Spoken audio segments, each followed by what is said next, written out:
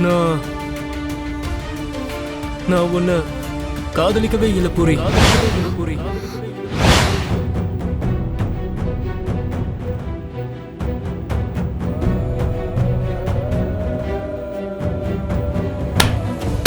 அப்பப்பப்பப்பா,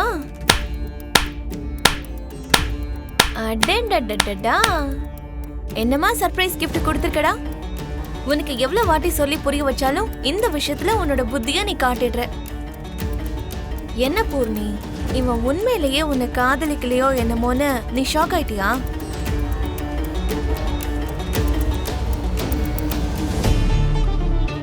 அப்போ சிவா சொன்னது பொய்யுங்கிறியா? பொய்யலாம் இல்ல, இதுக்கு இவன் வச்சிருக்கிற பேரு ஷாக்கிங் சர்ப்ரைஸ். உன் தம்பி என்ன காதலிக்கவே இல்லைன்னு சொன்ன அடுத்த நொடியே என் நெஞ்சு நின்னு போற மாதிரி ஆயிடுச்சு அண்ணி.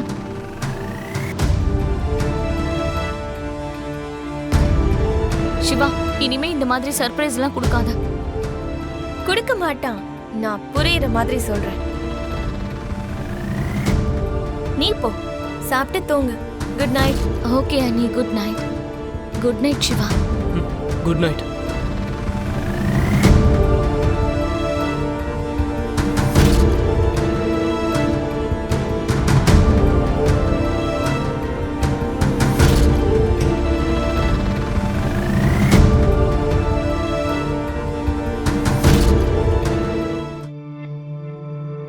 என்னடா, என்ன என்ன பண்ணணும்னு நினைக்கிற? இந்த குடும்பத்தோட நிம்மதியை கெடுக்கலான்னு பாக்குறியா? பொய் சொல்லி எத்தனை நாளைக்கு இல்லாத காதல இருக்கிற மாதிரி சொல்லி இவங்க எல்லாரையும் ஏமாத்த முடியும்? டேய், நானே ஏதோ உன் காதலுக்கு எதிராளின்னு நினைச்சிட்டு இருக்கியா? இந்த கல்யாண தேதியை குறிக்கிறதுக்கு முன்னாடி நீ என்கிட்ட ஒரு வார்த்தை சொல்லிருந்தா நானே உன் மாமா காலில் விழுந்து உண்மையை சொல்லிருப்பேன்.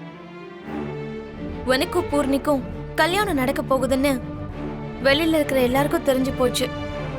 இந்த மாதிரி டைம்ல இந்த குடும்பம் வேண்டான்னு சொல்லிட்டு அந்த குடும்பத்துக்கு மாப்பிள்ளை ஆனா இந்த குடும்பத்தோட மானமே போயிடும்டா. சிவா, உன்னை கையெடுத்து கும்பிட்டு கேட்டுக்கிற, இந்த குடும்ப மரியாதைய தெருவுக்கு கொண்டு வந்து நிறுத்திடாதடா. இந்த வீட்டுல இருக்கிறவங்களுக்கு தலை குனிவை ஏற்படுத்திடாதடா. வேணாண்டா, ப்ளீஸ்.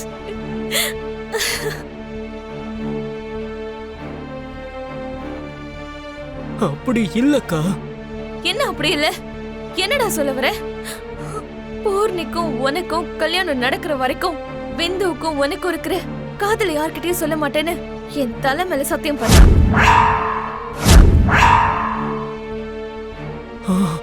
அக்கா,